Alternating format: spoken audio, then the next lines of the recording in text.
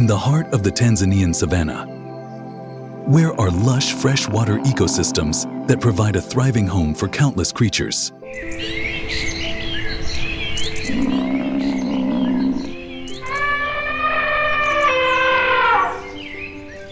Waterbuck and buffalo all thrive here, creating the perfect backdrop for the ultimate leopard hunter.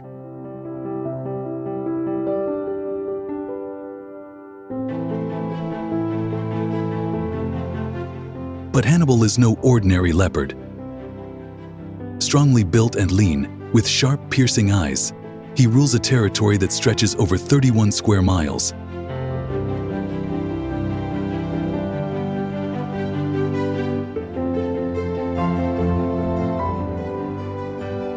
Every move he makes tells a story of survival as he stalks his prey in the dark, striking with lightning speed.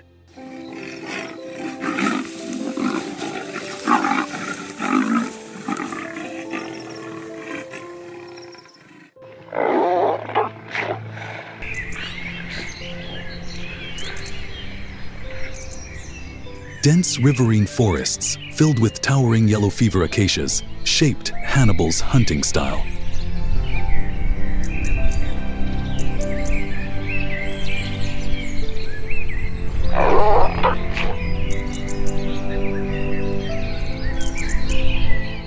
When the rains came, the leopard would move to higher ground, using the thick foliage as cover to ambush its prey.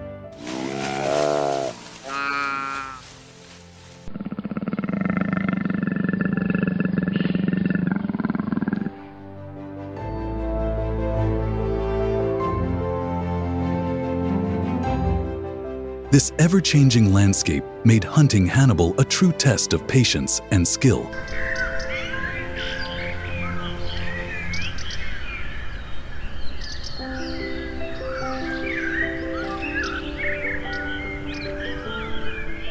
How do you think a predator's environment influences its hunting tactics? Leave your thoughts below.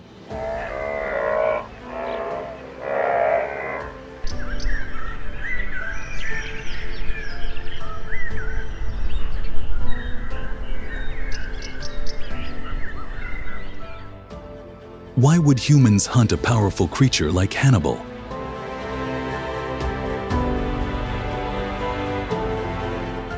For the local people, the leopard is not only a symbol of nature, but also a threat.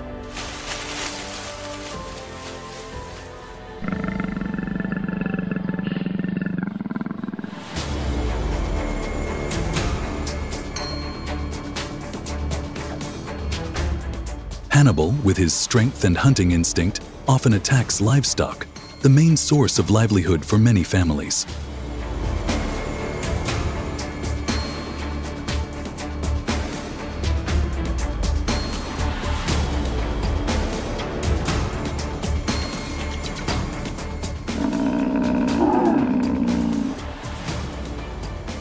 The loss of cows and goats worries the community, especially when the rainy season makes natural prey scarce, pushing Hannibal closer to villages.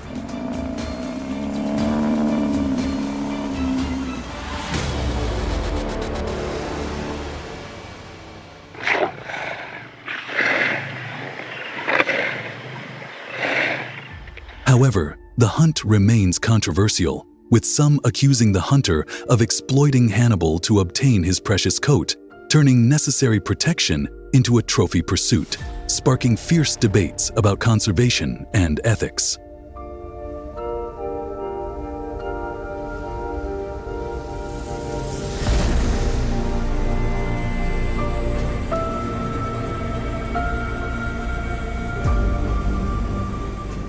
However, this hunt is not just for protection.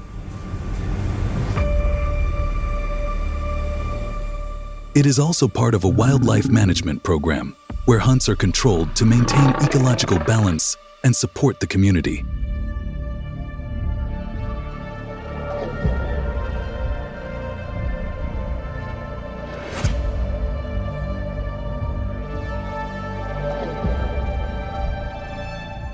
The proceeds from the hunt will be used to fight poaching, protect livestock, and improve people's lives.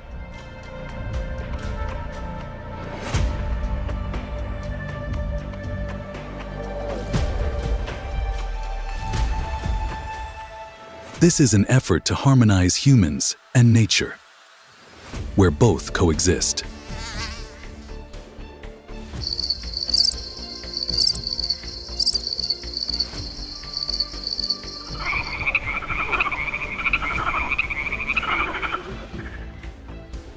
To confront Hannibal, the hunting party, led by an experienced guide, prepared meticulously.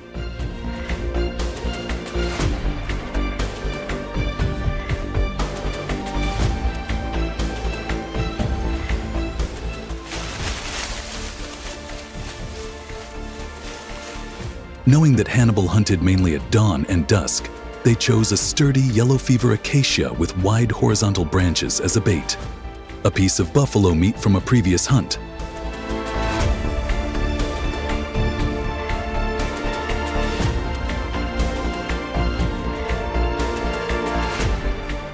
The site was located right on Hannibal's usual path, near the riverside woods where he often hid.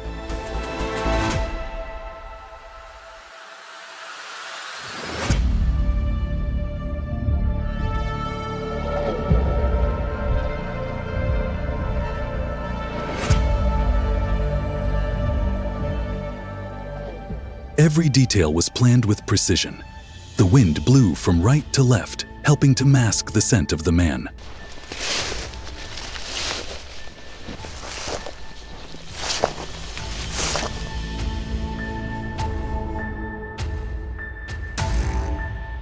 The lookout was carefully hidden in the bushes, about 80 feet from the bait tree, ensuring that the party could remain silent and undetected.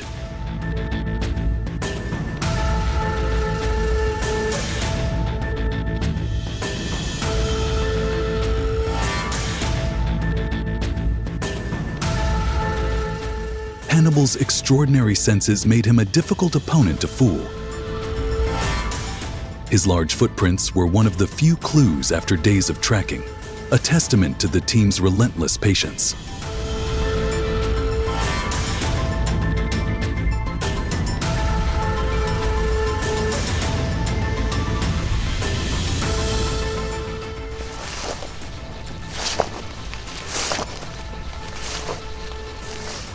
Before dawn, the team was in position.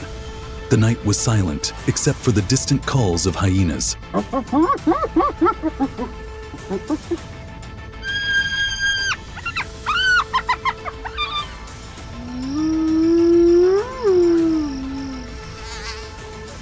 From the shadows, Hannibal emerged, eyes fixed on his prey. His gun was loaded. A shot would be a hit for Hannibal.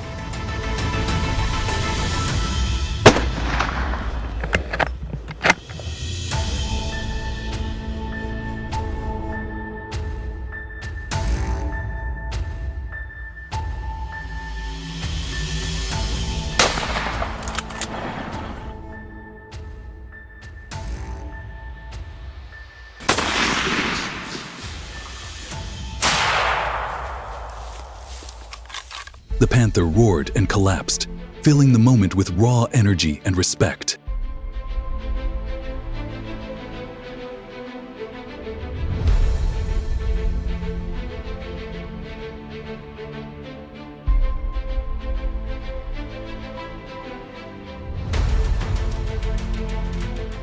When Hannibal fell, the air was filled not only with the joy of victory, but also deep reverence.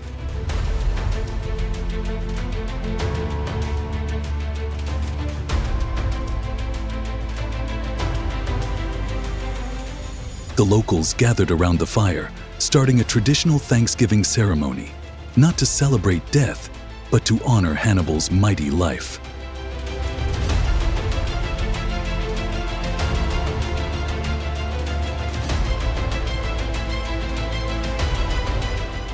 For the people of Tanzania, the leopard is not just a beast, but a symbol of strength, resilience, and the spirit of nature.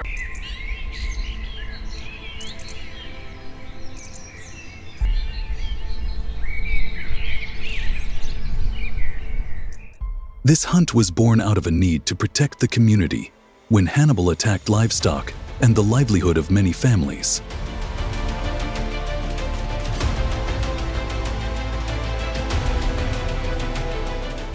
But it did not stop there. The money from the hunt was invested in anti-poaching efforts, building fences to protect livestock, and providing educational opportunities for local children.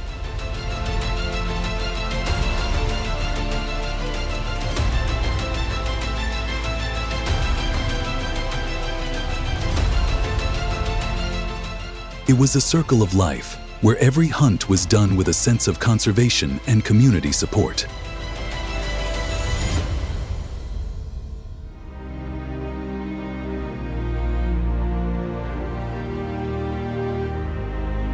What do you think of this hunt? Is it a balance between humans and nature, or simply a struggle for survival? Share your thoughts below.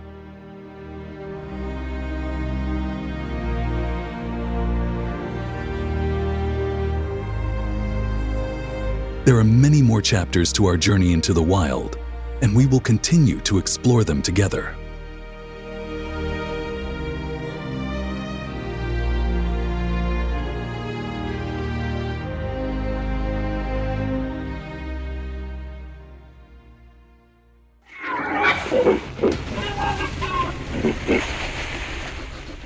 Wild boars are a growing threat in Texas, not only hurting farmers but also attacking infrastructure from suburban to urban areas.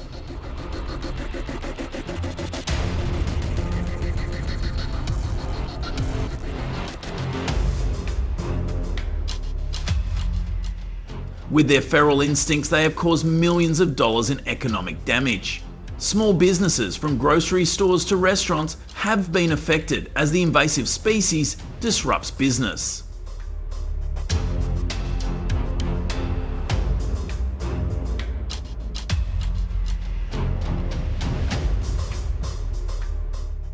They also rummage through trash, making the area unsanitary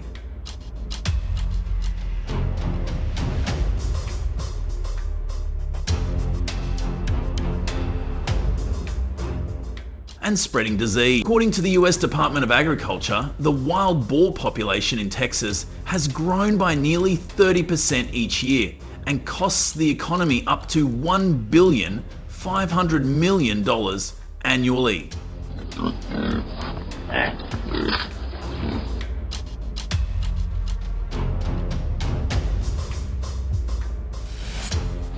Despite the government's efforts to install sealed trash cans, the situation has not been able to reduce the number of wild boars.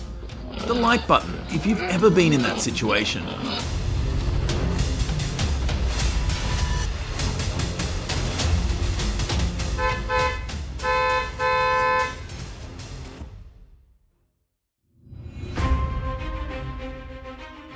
When wild boars became America's nightmare. In the quiet of a Texas cornfield, the screech of steel wire rings out as a giant mesh trap closes in on a pack of destructive wild boars. Dozens are trapped in a matter of seconds.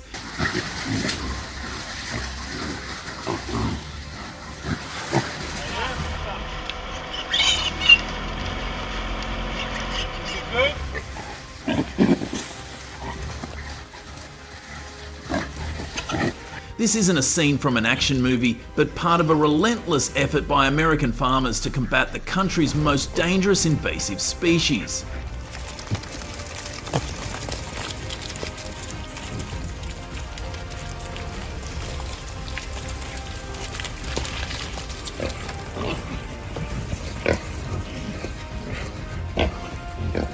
Why are crude nets replacing rifles and helicopters to solve a multi-billion-dollar-a-year agricultural crisis?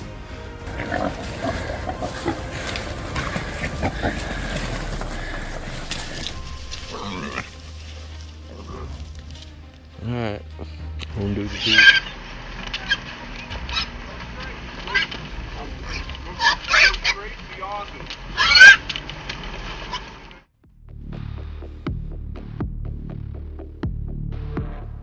The truth behind the seemingly simple snare trap.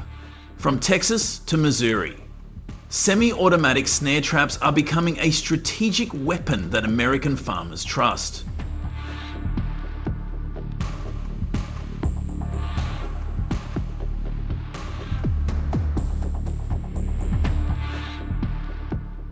They don't need ammunition, they just need a circular net, a steel stake, and a secret bait made of fermented corn mixed with gelatin. A scent that attracts wild pigs closer to the trap.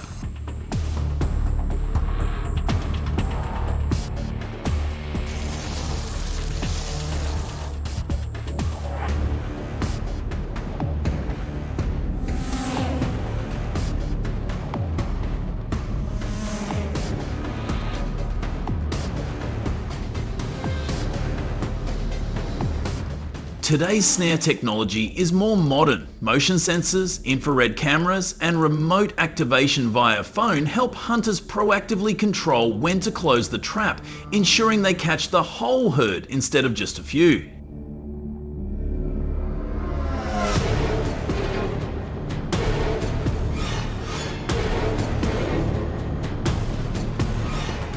What's special is that the success rate of snare traps at night is 50% higher, because that's when wild pigs are most active and less alert.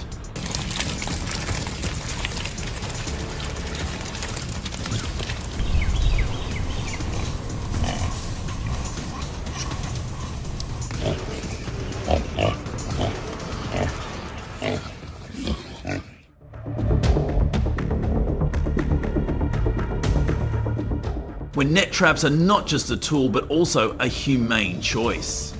What surprised many people was that net traps catch wild pigs alive and keep them for later transfer to invasive species control centres.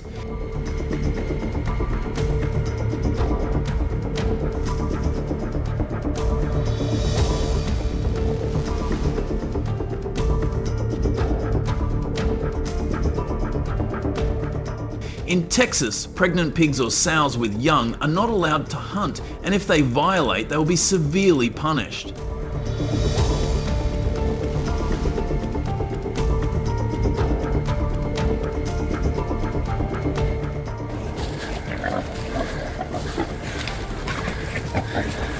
This is a testament to the effort to harmonise agricultural protection and ecological ethics.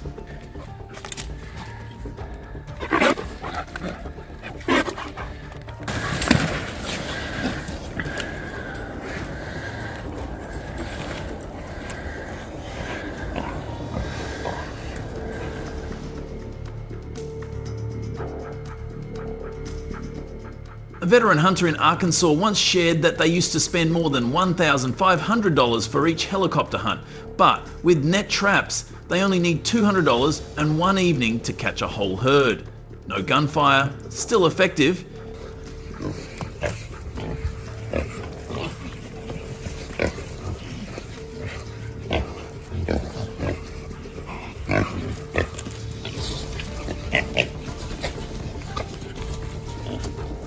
Therefore, the hunting community in the US began to have a new look at the net trap method. Comment number 1, if you think this is a smart form of hunting.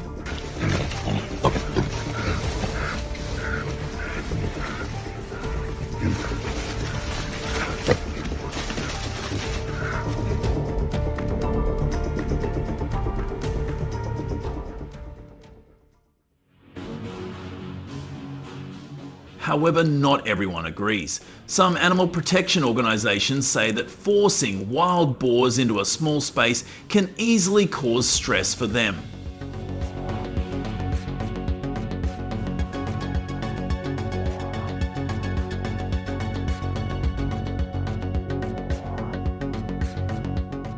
Meanwhile, experts argue that compared to using ammunition, net traps do not pollute the environment, do not threaten other species, and reduce the risk of accidents.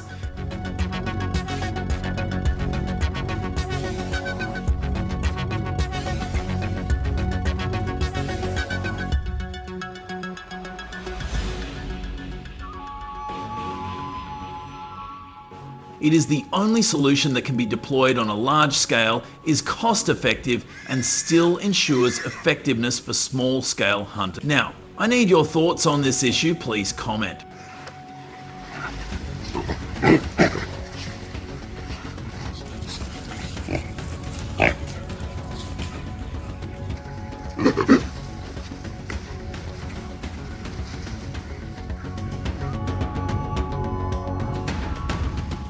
The wild boar hunt is not just a story between humans and invasive species.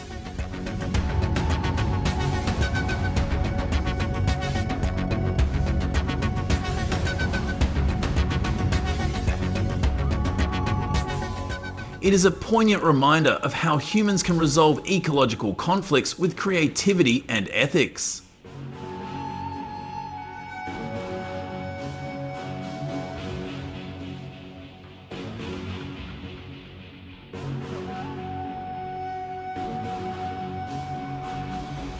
So what do you think about snares? Are they humane, or do they still have room for improvement? Type 1 if you like them, or 0 if you're still on the fence.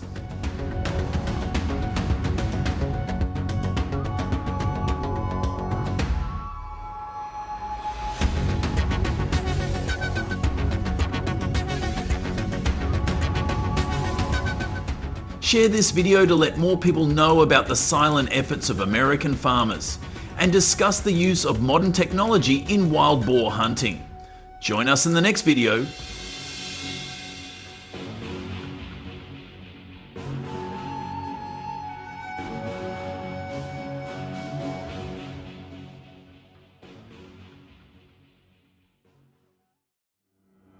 Monkeys are highly intelligent animals, but they can become a nightmare for farmers.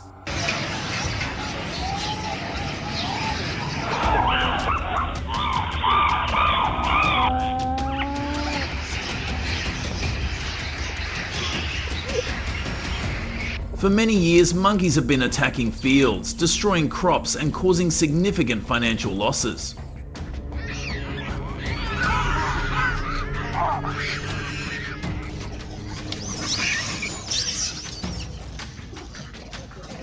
In the Cape Peninsula of South Africa, farmers lose up to 20% of their crops to these invasive species, including vineyards and maize fields.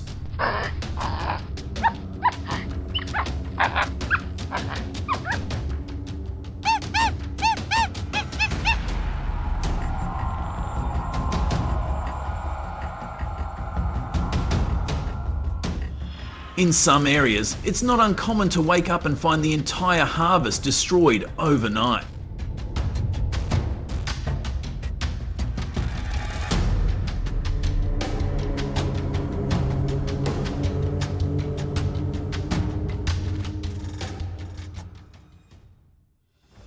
Faced with the damage, hunting and trapping are the first things to come to mind.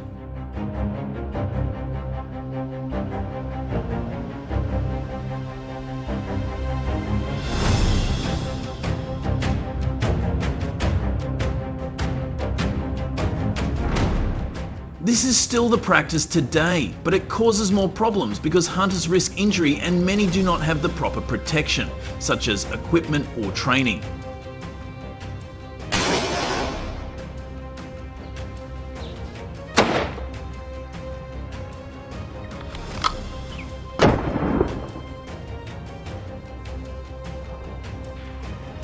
What makes the situation worse is the fact that monkeys are protected by law in many places, such as South Africa's National Environmental Management Biodiversity Act, which requires a permit to handle these invasive species.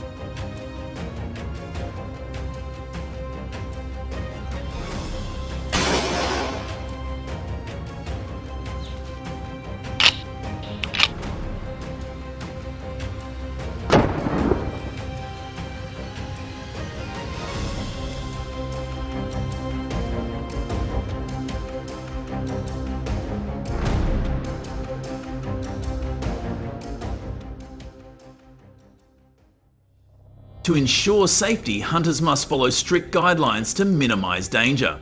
It is important to never hunt alone, and safety in numbers is key.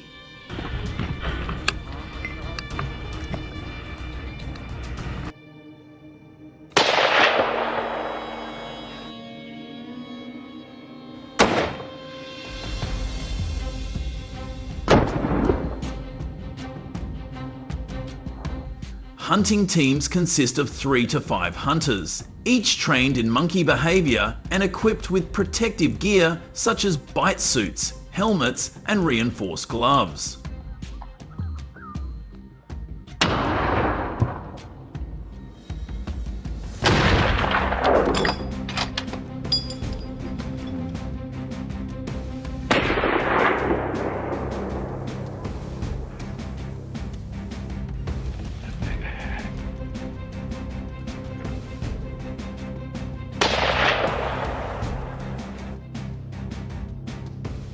For the hunt, hunters use high-powered rifles in calibers such as 223 Remington or .038 Winchester, which provide the accuracy and power needed to safely take down a monkey from a distance.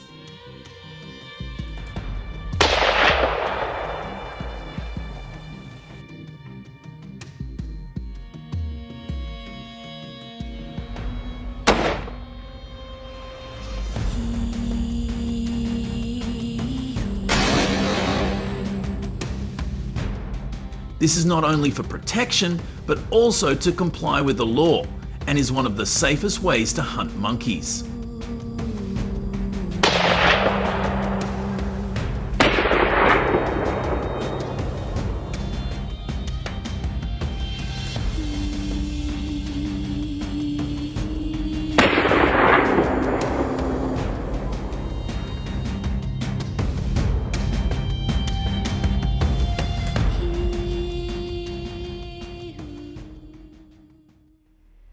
As a farmer in South Africa, I have seen a shift in how authorities deal with monkey attacks. Around 2020, we abandoned dangerous hunting methods and began adopting more modern solutions.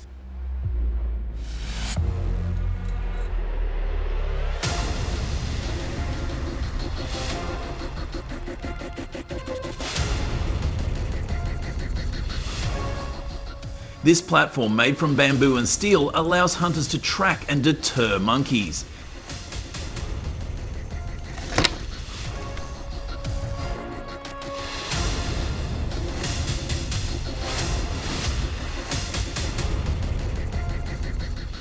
It costs around $1,200, 0 cents to $1.50, and has significantly reduced the need for expensive and risky hunting trips.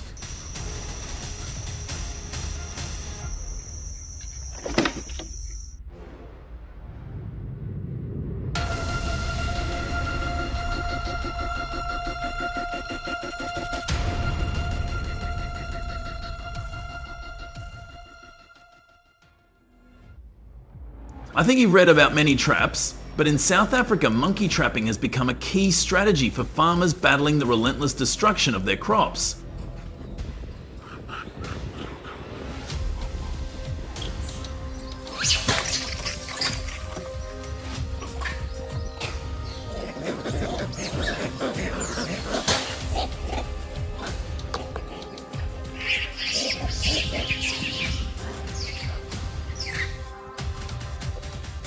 The tension is palpable, as farmers are armed with wire cage traps and hunters know that every minute counts.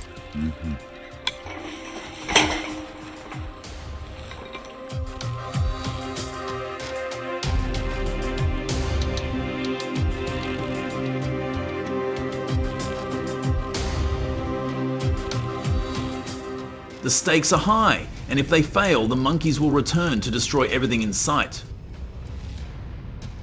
But the most contentious debate surrounding these traps is their location.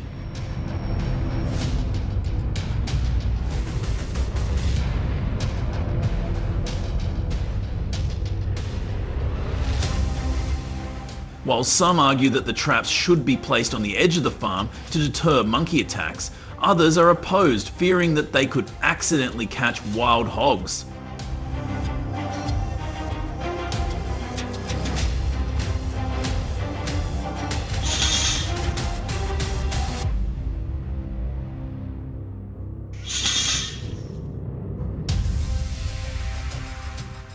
The idea of luring the invasive species into traps with bait, like corn or fruit, has caused outrage, with many seeing it as a way to harm innocent animals.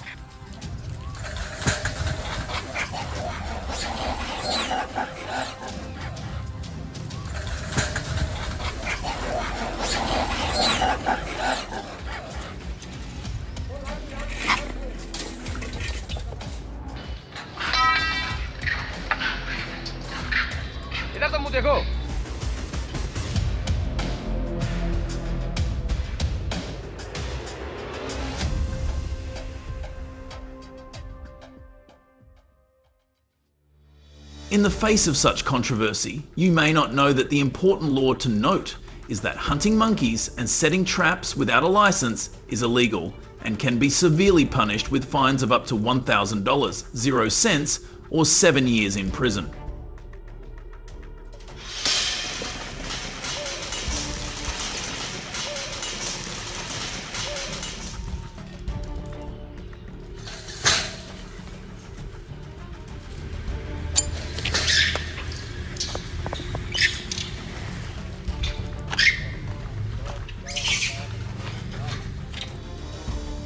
In addition, the law also prohibits hunting monkeys in the wrong area. If you know which area, please comment below.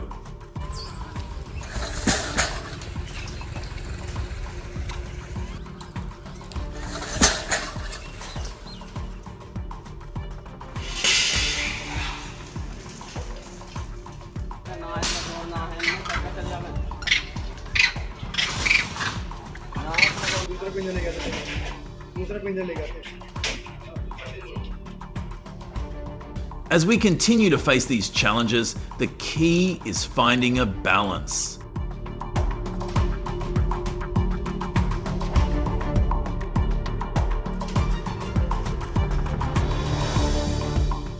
Many farmers are advocating for government subsidies to help cover the costs of humane methods, including motion sensor alarms and GPS trackers.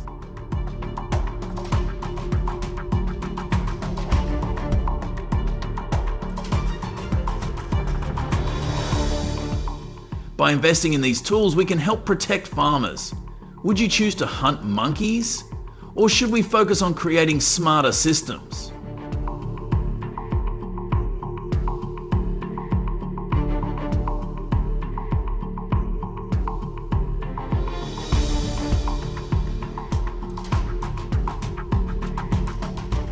In conclusion, the question remains, how can we balance the needs of farmers with the protection of invasive species? What do you think?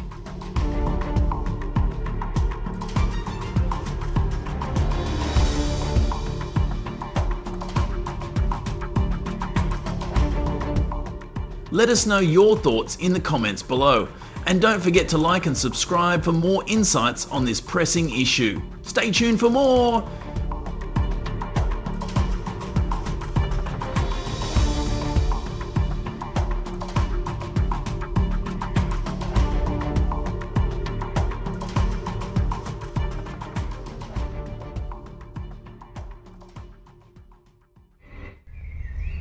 Hunt them. We are in Canada, in the Rocky Mountains.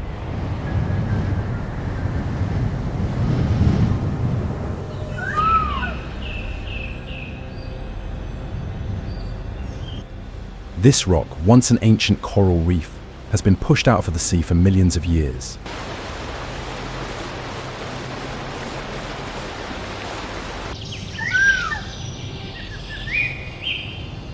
Now, the fossilized coral lies nearly 10,000 feet above sea level. Winter is nearing its end, but the landscape remains unforgiving.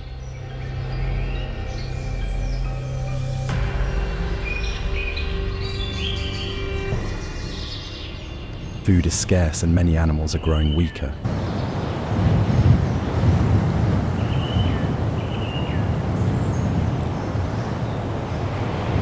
A young deer, its ribs pressed through its thin fur, rummages through the snow for anything to eat.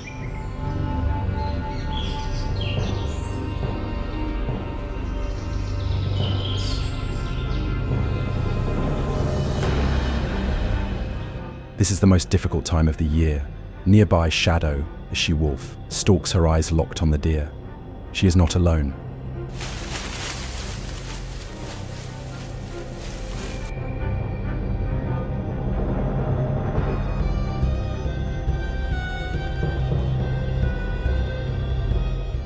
The pack moves as one, led by her and the alpha male beside her. The deer will not be easy prey, but she has a plan.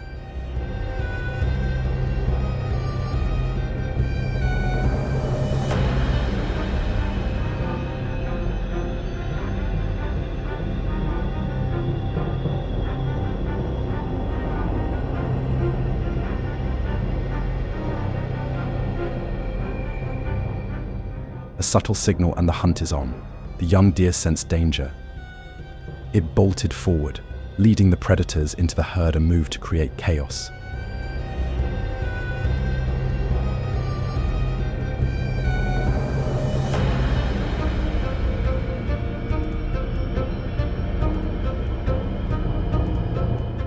Amidst the panicked cries, he spotted a weaker target, an ailing deer struggling to keep up.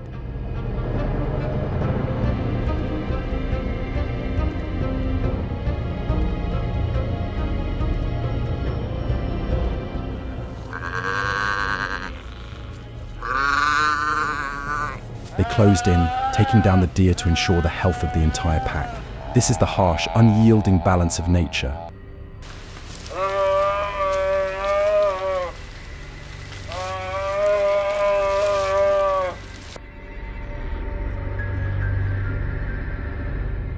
During these harsh months, deer gather in large herds, relying on numbers for safety.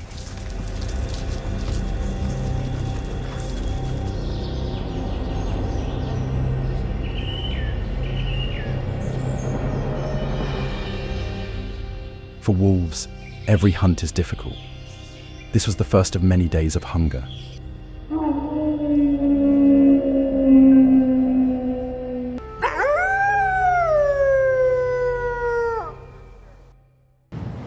Wolves are the kings of the wild, thriving on their intelligence, strong pack dynamics, and ability to adapt to harsh environments.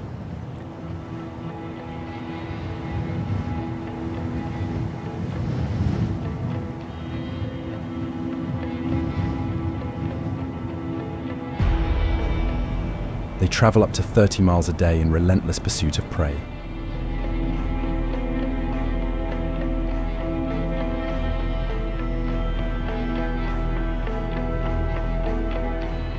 Packs bond together through loyalty and communicate through haunting howls and subtle gestures to coordinate their hunts.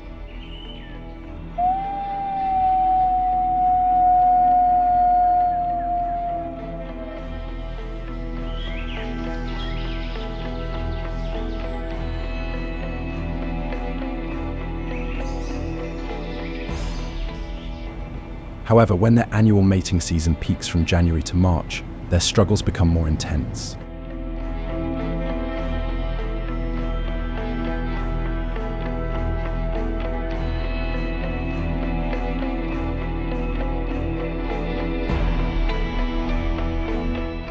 The birth of 4 to 6 cubs every 63 days requires more resources from the pack to feed them.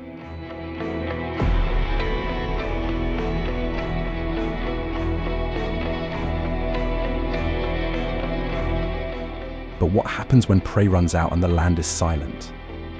Every hunt becomes a fierce hunt to fight hunger.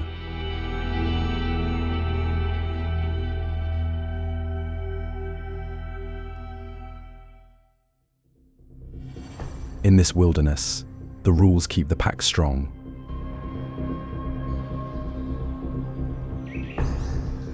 This creature, having caught the scent from miles away, approaches a hulking shadow of raw muscle and hunger.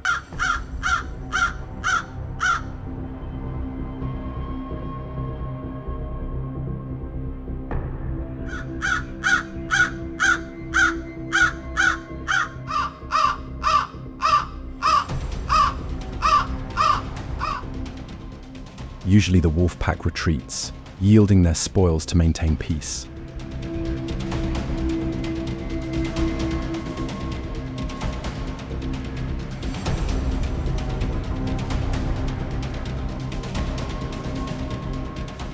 But today is different. It stands its ground, a display meant to show the young that it is still the leader.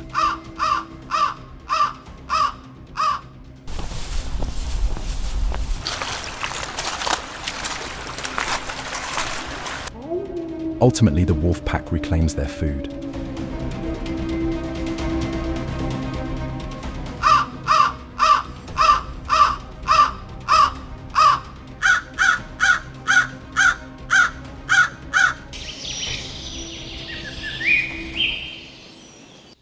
As harsh winters and human expansion reduced prey, wolves moved closer to human settlements.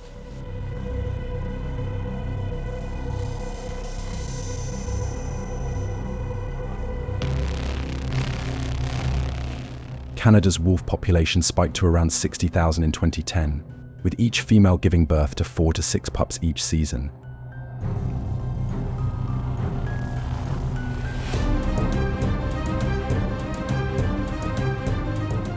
This rapid increase prompted them to seek new food sources. Sheep farms are their top choice. She is probing her prey. When she feels no danger, the attack is initiated.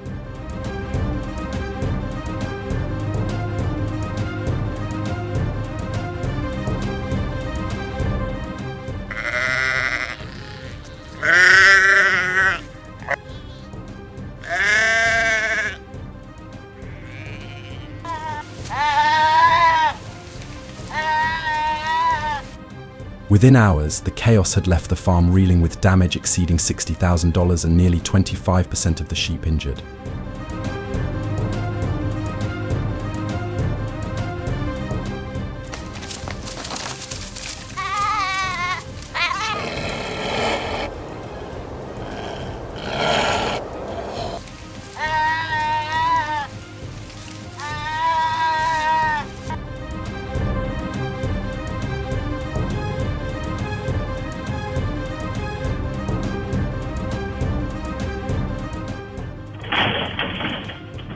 The surprise raid not only disrupted the herd, but also threatened the livelihoods of families who depended on the farm for their livelihood.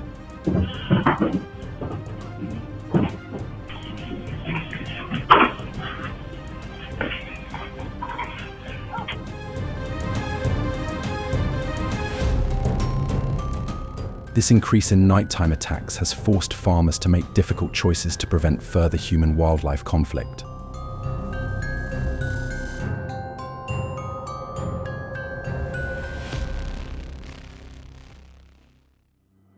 When wolves get too close to humans, governments are forced to institute programs to control them.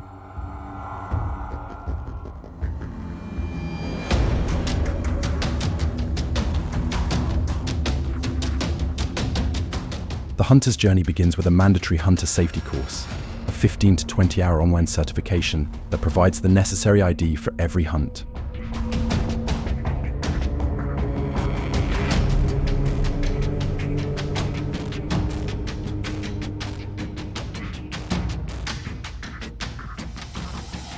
Each state enforces its own set of laws, with specialized licenses required for wolf hunting.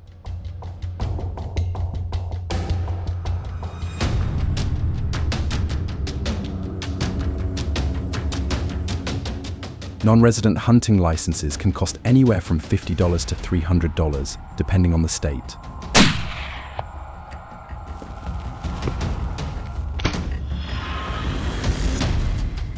Failure to comply with these requirements can result in disqualification from the hunt, with licenses denied or revoked for violators.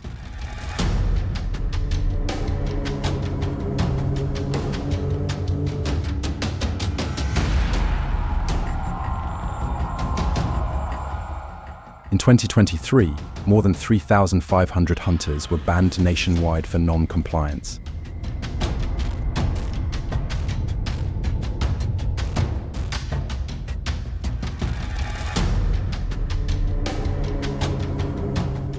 Additionally, hunting near residential areas or without the proper hunting tag risks hefty fines.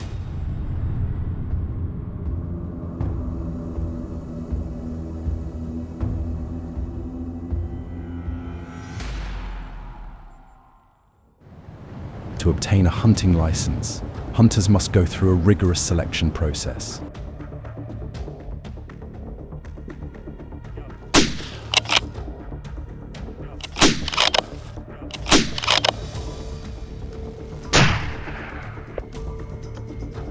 Hunters use Browning-designed rifles at WMS Firearms Training in Wales.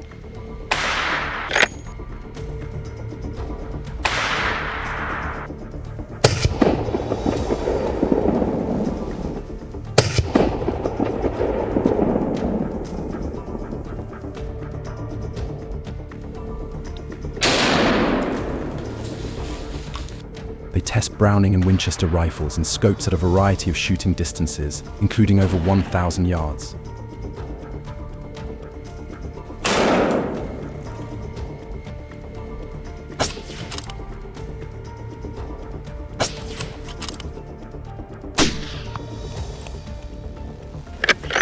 The event emphasizes the importance of proper shooting techniques, rifle mounting, breath control, and follow through.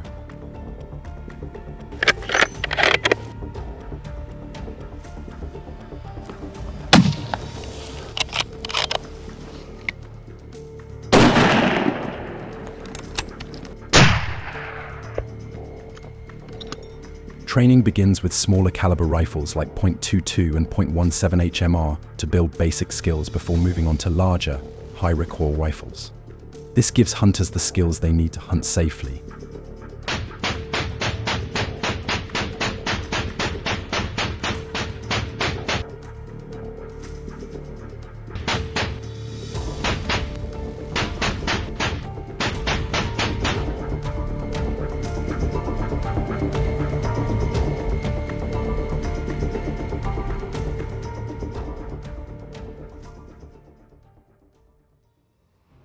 Prior to the hunt, hunters undergo intensive and selective training designed to prepare them to earn their licenses.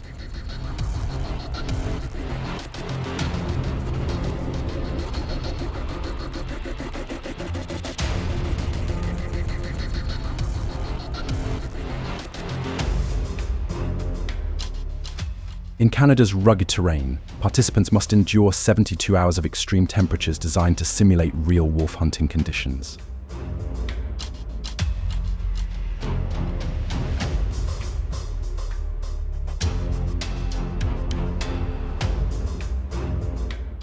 The course takes hunters through freezing nighttime temperatures, elevations of over 2,000 feet, and snow-covered landscapes that test their endurance.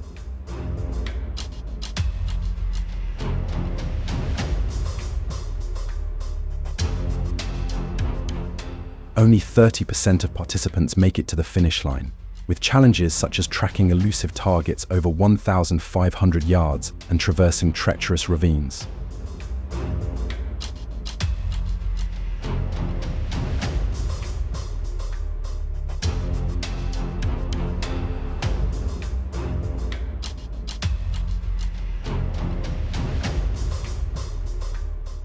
Failure to acclimatize will result in disqualification, ensuring that only the most skilled, ethical, and resilient hunters make it through, embodying the true spirit of responsible hunting.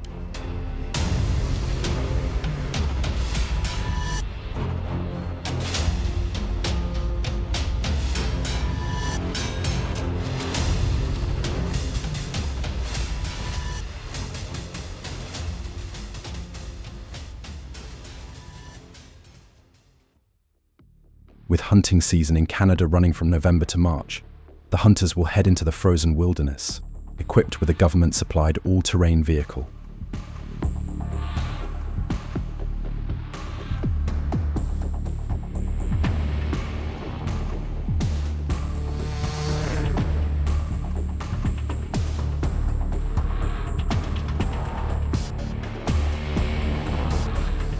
The vehicle, capable of traveling through the snow at speeds of up to 45 miles per hour, is vital in the pursuit of wolves.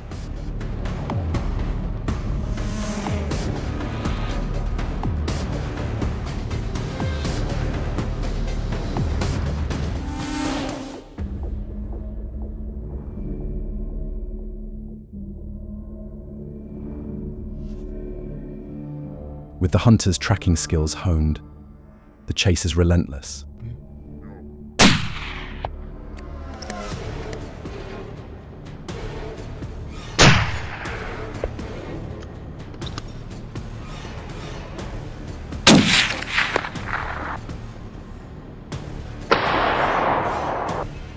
The tense standoff culminates in a moment of precision action, as the hunters successfully take down the first 2 wolves of the day, cementing the start of the season.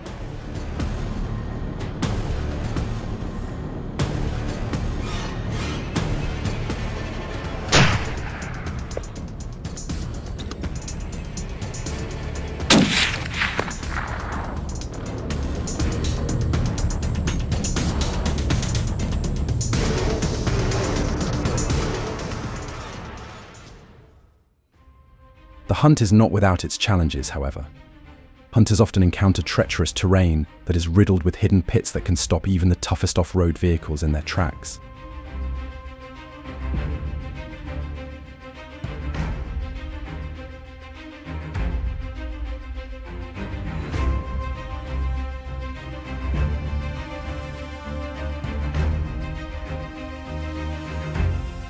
This is where teamwork comes in handy. Hunting wolves in temperatures as low as -10 degrees tests both stamina and strategy.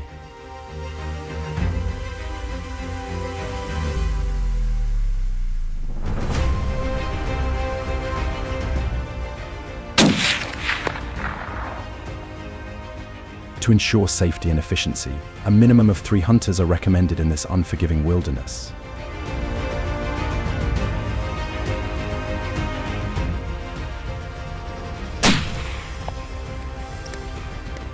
The cold air was tense as the hunter stood at the entrance of the cave.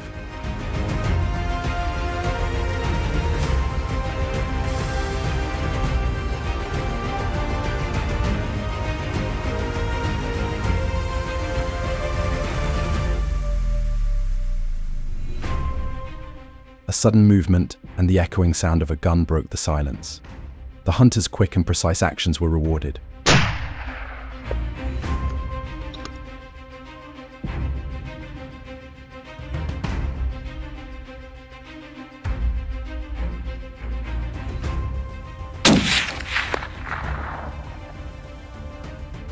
A few minutes later, victory was his, and the cave was now silent once more.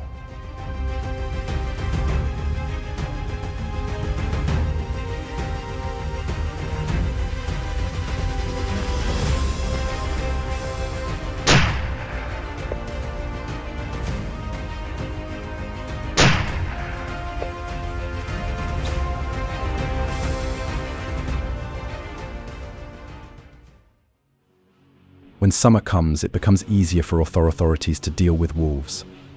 Rugged mountains of Canada, the hunter begins a tense journey to track the elusive wolves.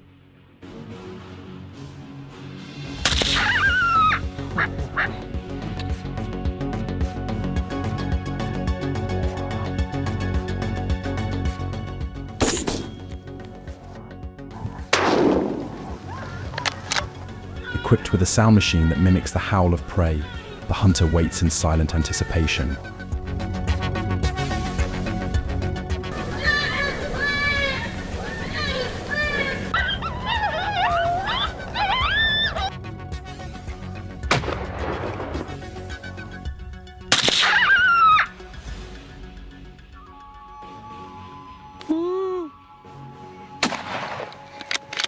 The wolves, alert and cautious, approach the hunter, despite the obstacles and the ever-present risk of being spotted.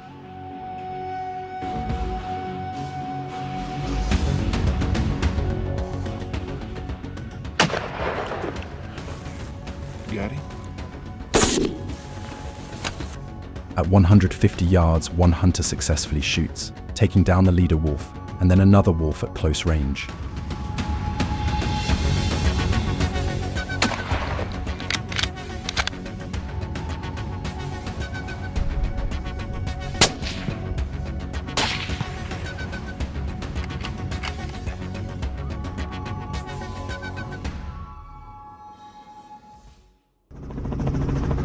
Aerial wolf hunting brings an intense, unique thrill, unlike hunting on the plains.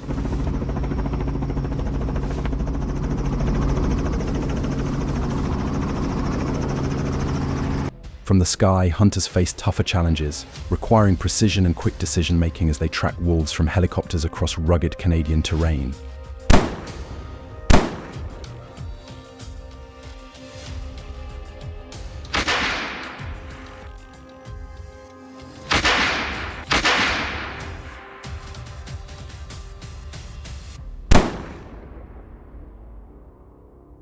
Canada, including Alberta and British Columbia, have recently allowed limited helicopter hunts to help control wolf populations, with just one aerial hunting competition per season.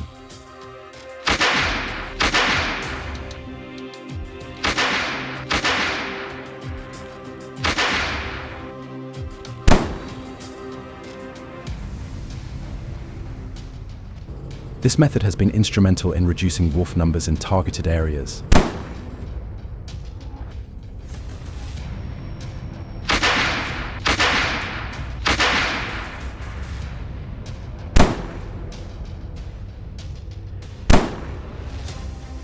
Alberta alone reports a 30 to 40% reduction in specific zones, making a noticeable impact.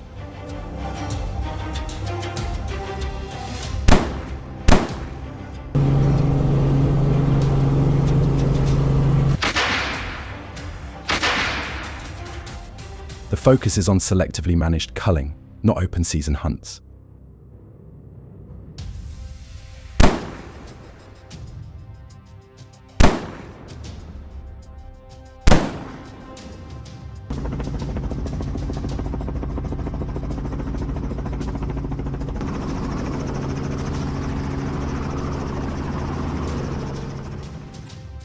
The successful end of wolf hunting in Canada has brought relief to sheep farmers and boosted their economic stability.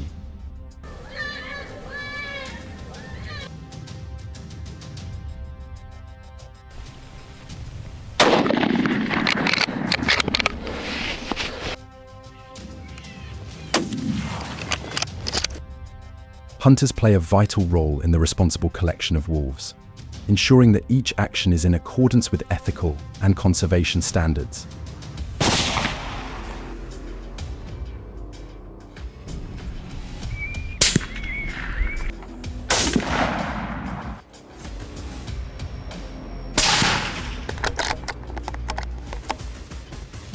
Reporting hunt results helps support wildlife management and maintain ecological balance for future generations.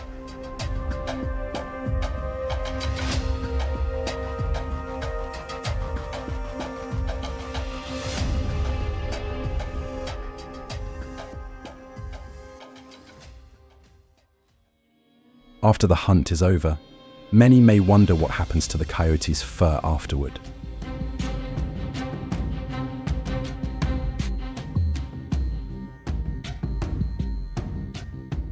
The answer is that the fur undergoes a meticulous process by the hunter, including cleaning and preparation, before being shipped to a trading location in Canada.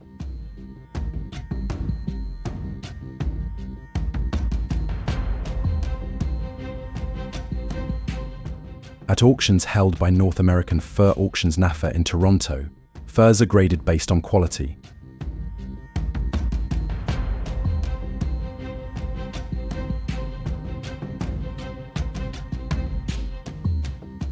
Light-coloured, heavy coyote furs, especially the sought-after highline grade from Canada, can fetch up to $75, while less prepared furs can sell for as little as $14.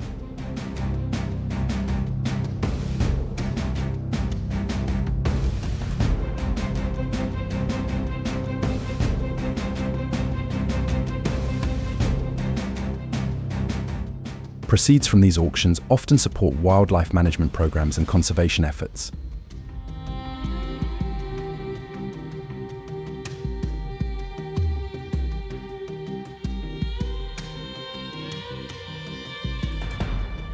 To identify real wolf fur in Canada, it is necessary to carefully examine the characteristics of the fur.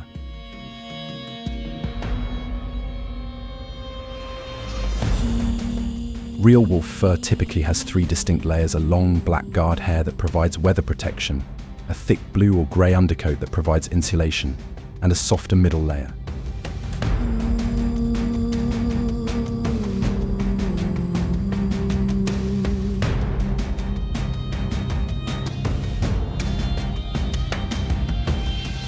In Canada, misrepresenting synthetic fur as real wolf fur can result in legal consequences.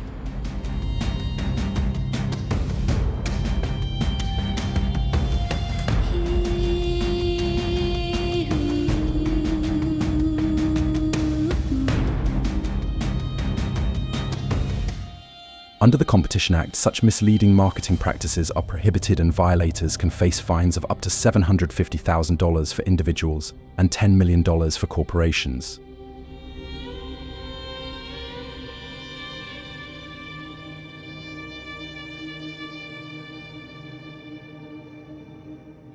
These regulations are intended to maintain transparency and protect consumers in the marketplace.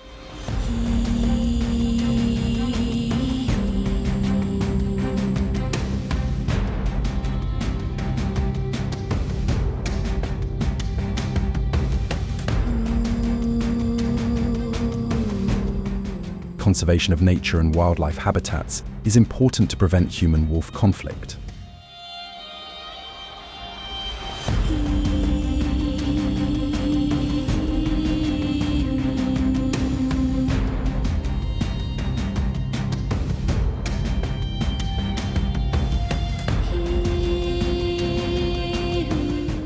What are your thoughts on responsible wildlife management? Share your thoughts in the comments below. Thank you for sticking with us until the end of this video.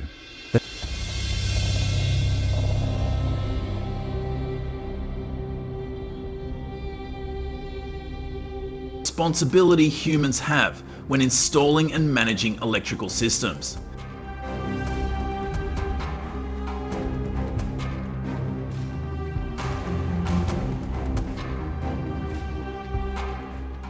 Think before installing electric fences and always check for safety. Have you ever witnessed a similar situation?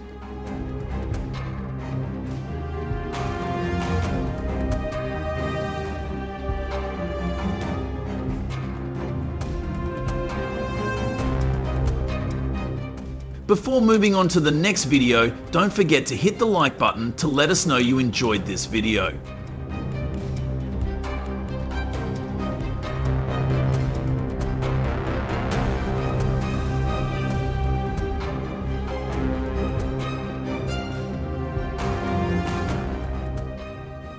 These approaches have been great at stopping the spread of some invasive species. Got any ideas for even better solutions? Drop your thoughts in the comments so we can all dive into it together. Thanks for sticking around and watching the whole video. If you liked it, don't forget to like, share, and subscribe to the channel. And hey, be sure to tell your friends about us too so they can check it out. Bye and see you in the next video.